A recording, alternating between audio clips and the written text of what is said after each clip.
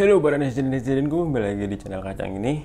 Oke, jadi di hari ini tepatnya sekarang jam 11 ya. Gue udah siap-siap buat ke knalpot karena kita mau masang knalpot EPU yang kemarin kita unboxing. Ini udah gue siapin, udah ada talinya nih, tinggal gue bawa aja, digendong aja biasa. Habis itu kita langsung ke knalpotnya.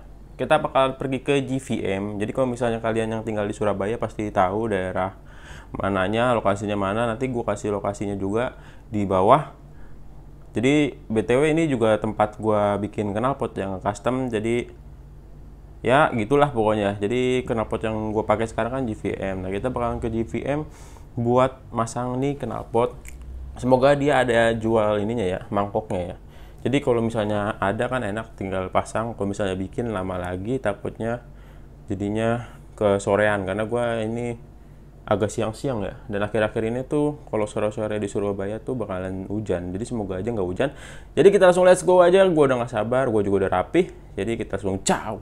Ya, jadi mau dipasang knalpotnya pakai Satria F CKD, oke. Nah ini kondisinya kan kayak yang kemarin yang gua unboxing. Nah sekarang kita langsung mau pasang pakai ini aja nih, adaptornya ya. Oke, langsung aja bang, sikat. Jadi ini kita lagi di GVM ya, tempat biasa kita nge-custom knalpot. Jadi kan ini kemarin kita pakai knalpot GVM karena nanti bakalan ada razia-razia yang banyak. Kemungkinan kita langsung pakai knalpot ini aja dulu biar enak. Nih lokasinya di Jalan Tidar 146 Surabaya.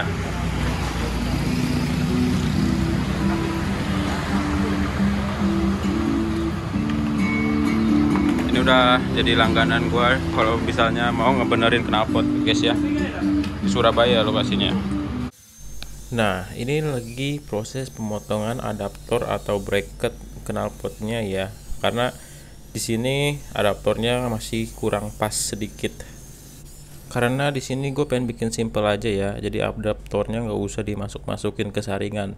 Jadi sewaktu-waktu gue pengen ganti knalpot gampang gitu, nggak harus buka-buka si adaptornya. Atau kalau misalnya gue ganti gas wool, jadi nggak usah repot-repot copot adaptornya, karena yang diselipin ke si saringannya itu bakalan repot nanti ujungnya. Jadi gue bikin kayak gini aja biar simple guys gitu. Nah tadi karena adaptornya dipotong ya kan, untuk menghindari kebocoran ini gue pakein yang namanya pasta sealant ya, jadi biar mengurangi kebocoran gitu. Setelah pemasangan sealant secara merata, kita pasang adaptornya ya kan. Habis itu kita pasang baut-bautnya yang ada 3 titik dan pastiin pas ya. Terus nanti kencenginnya juga harus satu-satu, jangan langsung disemuain kencengin gitu. Maksudnya satu-satu dikencengin dikit-dikit. Nah baru habis itu dikencengin secara merata biar komposisi atau dudukan si adaptornya tuh lurus gitu ke tengah, atau bisa dibilang center ya, jadi kagak pencot-pencot gitu. Setelah udah center, pastiin kenceng biar nempel banget, karena di dalamnya pun ada yang namanya packing besinya biar makin merekat dan mantap gitu, biar tidak ada kebocoran-kebocoran yang kita tidak inginkan guys. Oke, ini tinggal rapihin aja silen-silen yang keluar-keluaran dipakai tangan. Habis itu nanti juga dibersihin juga pakai topo, terus ditambahin lagi dikit yang masih kurang kurang keisi sama sealannya biar pasti enak gitu.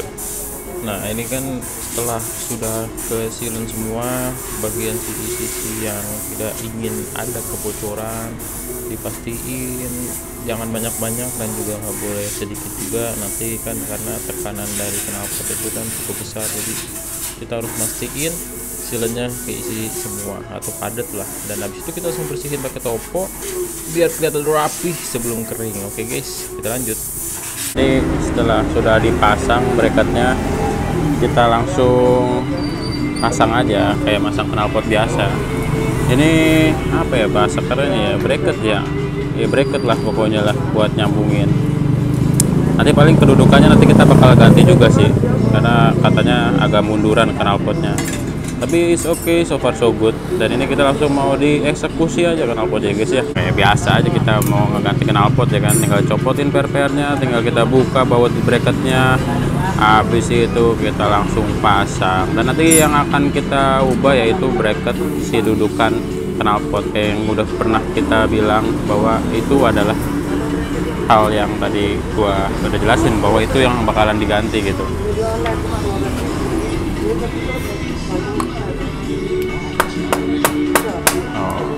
Jadi knalpot GVM yang udah sering kita pakai menemani hari-hari kita, akhirnya kita ganti untuk mengatasi masalah knalpot yang bising ya kan. Karena masih kurang adem, jadi kita coba pakai knalpot ini biar lebih aman dipakai harian. Oke, nah ini udah kepasang ya guys, kurang lebih kayak gini penampilannya. Agak sedikit backlight ya, karena di sini kondisinya lagi siang-siang bolong. Lepas.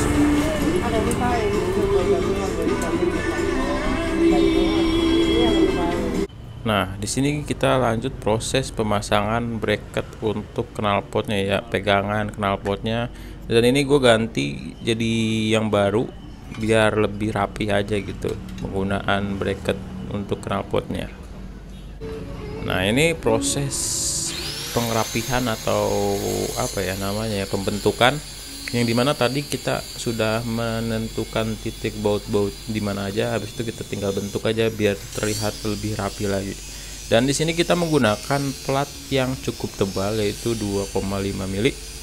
Jadi di sini bisa lebih apa ya, kuat dan kokoh gitu dibandingin dengan plat-plat yang biasa kita jumpai di tukang-tukang knalpot ya. Ini kita bikin sendiri, si abangnya menggunakan plat 2,5, jadi dipastikan bakalan anti goyang-goyang klep. Karena kalau misalnya bracketnya goyang-goyang itu bisa mengakibatkan ke longgarnya baut yang ada di head knalpot. Karena kan misalnya knalpot bergetar, bracket ikutan bergetar, ya mau nggak mau pegangan yang terkuat ada di bagian piston, bukan piston sih, bagian head depan dari lubang mesin untuk pengeluaran knalpot. Nah itu bisa kena dan mengakibatkan bautnya loncer kalau misalnya bracketnya ini tidak dipakai atau pakai bracket yang kokoh ya. Jadi buat teman-teman hati-hati kalau misalnya mau ganti knalpot, pastikan bracketnya bikin yang kokoh supaya tidak terjadi kerusakan terhadap mesin ya kan. Karena bracket ini simple tapi bisa mengakibatkan hal yang fatal gitu. Dan ini lagi dihalusin ujung-ujungnya biar nggak tajam kena tangan gitu guys.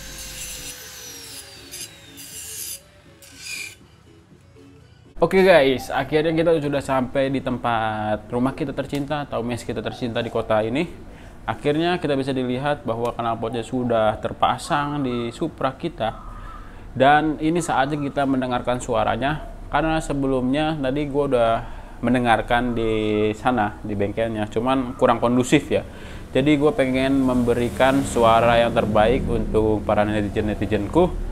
Jadi gue bawa pulang dulu biar bisa ngedengerin dengan suara yang tanpa gangguan, suara jalan, suara ngelas, suara gerinda, jadi tanpa ada suara gangguan. Nah ini gue pengen ngasih unjuk suara pakai knalpot Supra Satria FU CKD. Oke, kita langsung dengerin aja suaranya dan selamat menikmati, karena pasti kalian penasaran banget dengan kompresi yang padat CC 190 dan slip engine, gimana sih suaranya pakai knalpot original bobokan dari si Supra ini. Oke, kita langsung aja, let's go.